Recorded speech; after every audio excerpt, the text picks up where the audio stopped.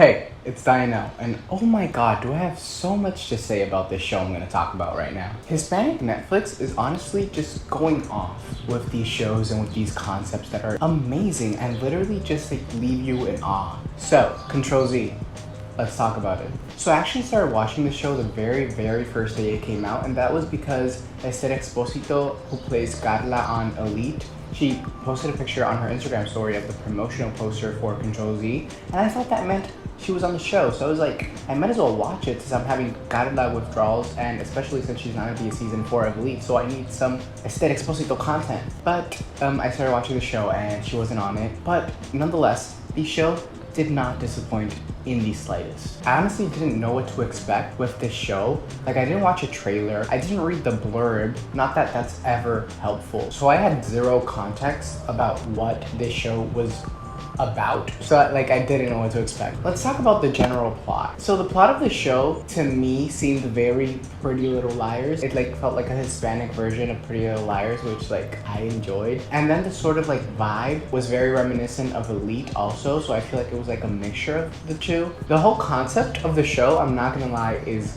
crazy and like amazing in my opinion. Like, this hacker who somehow managed to get everyone's personal information at this school is getting other people to do their dirty work instead of doing it themselves, which makes it a lot more dark because it like pins people against each other and makes friends stab each other in the backs, which is very interesting, I'm not gonna lie. I very much enjoyed that. The storyline throughout the show I felt like moved at a very comfortable pace. Like, I didn't think it was like too rushed, but I also would have liked there to be more episodes, or the episodes have been longer, because each of them was like under 40 minutes for the most part, which was very interesting. Considering Netflix shows are like nearing an hour long each episode, let's keep talking about the characters. This group of teens was one of my favorite groups of teens in TV shows. Like, I thought like the group was very dynamic. There were a lot of like different types of people in terms of like their personality and stuff. No one was like black and white for the most part. Like, the main characters were not black and white. Like, a lot of them had more to them, and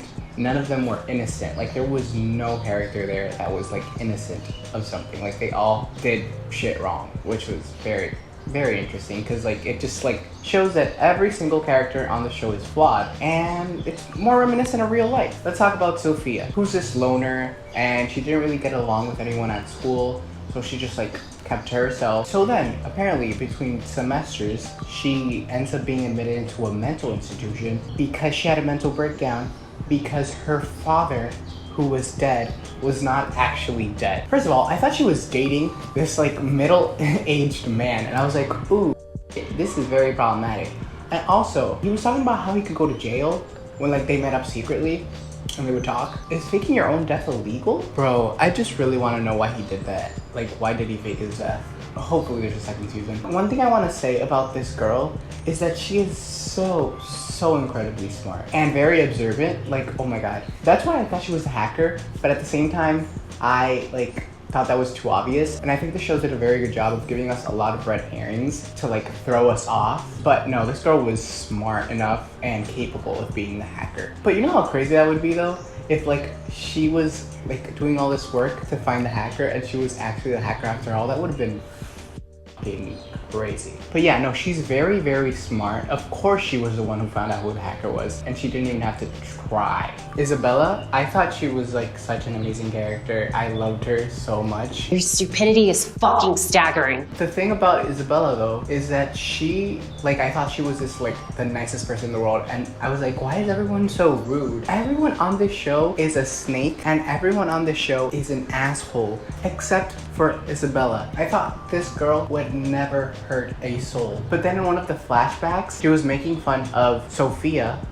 because she was admitted to the mental hospital, and she was calling her like crazy and like, why are they letting her back here? Like, she's a danger to us. And I was like, out of everyone, I expected this the least from you. But whatever, she's one of my favorites. Javier, I liked him a lot too. It was very shocking to see like his backstory. Like, that was something I had never expected in a million years, that he would have like had that dark past. The fact that he pushed someone off a balcony to their death is insane to me, and I still cannot process that. And oh my god, what made me angry about that was the fact that he was trying to gaslight Sophia into thinking that he didn't do it when there's a whole ass video of him pushing that kid.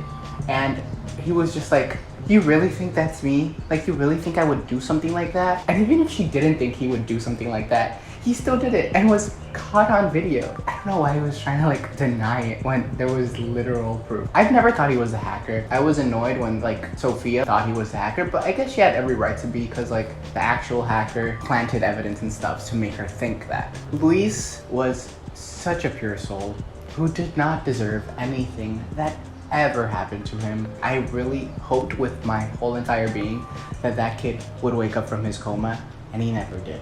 And Jerry, oh my god, bully isn't even the word to describe him. He's honestly just a dangerous person. Like, the way he treated that kid was like not normal in the slightest, and like the way he's essentially murdered him. I don't know what his fate is going to be at the end of the day. Like, maybe he kills himself, because like at the end, like when he shot Javier, he did pick up the gun again, so I don't know, like maybe that means that he's going to kill himself. Like, I feel like that's what they alluded to, but if that doesn't end up happening, I feel like that kid has to deal with those anger issues, because like he's going to end up doing more harm than he has already. Like, he harmed 2 people severely. I guess we're talking about shitty characters now. Next is Pablo, and honestly, I dislike this guy so much. Like, just the way he treated Isabela after like the whole thing blew up about like her being trans, and then after that whole thing of like him breaking up with her and then pretending in front of everyone that he didn't know she was trans when he did, which I don't know what he was trying to gain from that. He's just like a person. Other characters, I didn't really like Rosita that much, and then that other girl that I don't remember her name, the like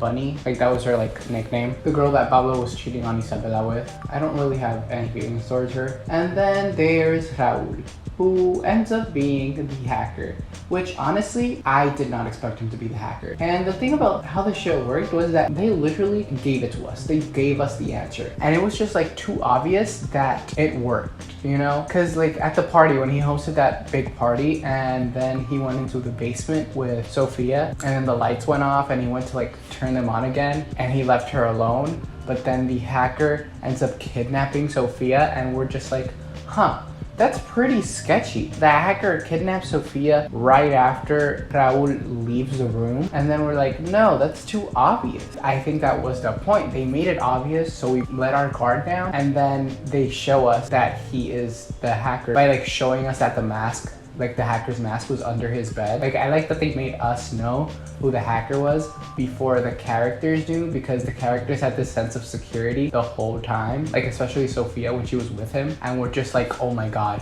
he is a dangerous person. I thought that was like pretty effective. It was obvious to the point that it made it not obvious. I really enjoyed that. I want to talk about the cinematography of the show for a second. One specific scene that just like stuck with me was the fight scene, which wasn't really a fight. It was just an assault scene, because the only person really throwing punches and fighting was Jerry. That scene was so intense and so anxiety provoking, and I felt so unsettled and anxious the entire time because I didn't know like what was going to happen. I felt so bad for Luis, and like when you thought it would like end, it kept going. I felt like I was there forever. Like, I felt like that was half the episode. Like, it was so long and unsettling, and I just wanted it to end, and it never did until it did. I just want to say the cinematography in that specific scene is very, very, very nice. Like, just the shots and how like they played around with the audio and like made it like muffled, but also at times they completely shut it off, which just like made it like more unsettling, and like these like false feelings of safety that we felt and like that Luis felt, you know, when he got in the car with Sofia and Javier, and we're like, okay, cool, he's fine now. They're gonna take him home. They're gonna take him away from this mess. And Jetty literally throws a rock at the window, breaks it, and pulls him out of the fucking window. It was so insane. And then finally, obviously the scene ends with him like hitting the back of his neck. That was just so crazy. And there's a lot of other scenes in this show that are that intense. Like, there's just like so much going on that it doesn't let you rest. Like, the show is very, very good in just like keeping you on your toes and keeping you engaged the whole entire time. Like I can name the fight scene. The scene where Jerry is chasing down Luis and he has his dog and he's running for his life and like Sophia's trying to help him and then Javier crashes his car to like make sure like Luis has time to escape. The finale, the like scenes where a bunch of different things are happening when Jerry is contemplating taking his life, but also at the same time we have a scene of Pablo almost sexually assaulting Isabela, and we also have the confrontation between Sofia and Raul and Javier when they find out he's the hacker. I just love how she like made him reveal himself. Bro, the fact that she was just like, I want to like be with Javier because he's the hacker, he did all this for me. And then Raul was just like, actually no, Sofia, I'm the hacker. And then she smiles and he was like, but you already knew that. And I thought that was, oh my god, that was so great. Like those few scenes like were intense and they all happened together, so you're just like, oh my god, the whole entire time. And then the ending scene of the finale was also pretty intense when we didn't know what was going to happen. Like we didn't know what was gonna happen with Jerry. Was he gonna like shoot himself? Was he gonna shoot Raul? Was he gonna accidentally shoot someone else? And then the latter happened. There was just a lot to deal with this show. They did a very, very good job in just like packing so many things all at once to just like keep you in this like state of mind that just like does not want to make you like click off. And I think like this worked very well with the duration of each episode that made the show a lot more bingeable. I also really enjoyed how the show tackled all these different issues. They tackled the LGBT experience and like transphobia, mental health, and like self-harm issues. They tackled depression. Sexual assault was also like something that was touched on too. They tackled so many different things and they did it in a way that wasn't too intense. You know, like shows like 13 Reasons Why arguably can like be like too overwhelming sometimes. I feel like this show balanced itself very well in terms of like not going overboard a bit. I really enjoyed that about the show. I want to talk about season 2. If this show does not come out with a second season, I quite literally will lose my mind. I feel like this show has so much potential, and if it doesn't get picked up for a season 2, which I honestly doubt considering how good this show is and like the amount of traction I've seen it get, what I expect in season 2, Jerry's fate, maybe like he survives and then he has this whole like redemption arc, accepting his sexuality, because in the finale he was talking with Lisa's mom and he basically came out for the first time. So I feel like that's something that should be explored in second season. Obviously Javier's fate, what the hell is going to happen to that kid? I don't want him to die. He's one of my favorite characters. Obviously Sophia's father and that storyline and how the that even happened to begin with, like I feel like that's something worth targeting. What's gonna happen to Raul? Is he gonna go to jail? Is he gonna get away with it, considering it's very easy to get away with things on the show? I want to know how Rosita like got help with the party, because like it was definitely not in her budget. And remember she said like someone had helped her, or she didn't say it but Sophia said it, and she was just like, if you know, then why are you asking? So I'm like, was that Raul? And is she working with him, you know? Shit, Natalia, she lost all the money she made from selling the drugs during the fight scene when like Raul like exposed literally everyone's situation, like everyone's secret in the party. Yeah, what's gonna happen? She lost all the money and like she's working with that drug dealer guy, so it wasn't her drugs. So that's gonna be very, very interesting. The conejita, you know, the bunny person, I don't remember her name, but she's pregnant. How is that going to happen? This is just like another example of how Pablo is fucking trash. The fact that she's like, what are we gonna do? Because you know, she's pregnant, and then he's just like, what do you mean? What are you gonna do? And at first, I was just like, oh, okay. He's like not trying to get involved because it's like her choice after all. Like that's not what he was trying to say. He was just like, this is all you. Like, you're on your own on this one. Yeah, no, I don't like that guy in the slightest. But yeah, all in all, I think this is a very, very, very good show. I enjoyed it 100%, and I really hope season 2 comes soon. All in all, I hope you enjoyed this video. Make sure to leave your comments and your reactions and like your opinions on the show and its first season. Make sure to like this video if you enjoyed, and subscribe for more videos every Monday and Thursday, and also videos sprinkled out throughout the week whenever I feel like it. But in the meantime, see you in the next video. Bye.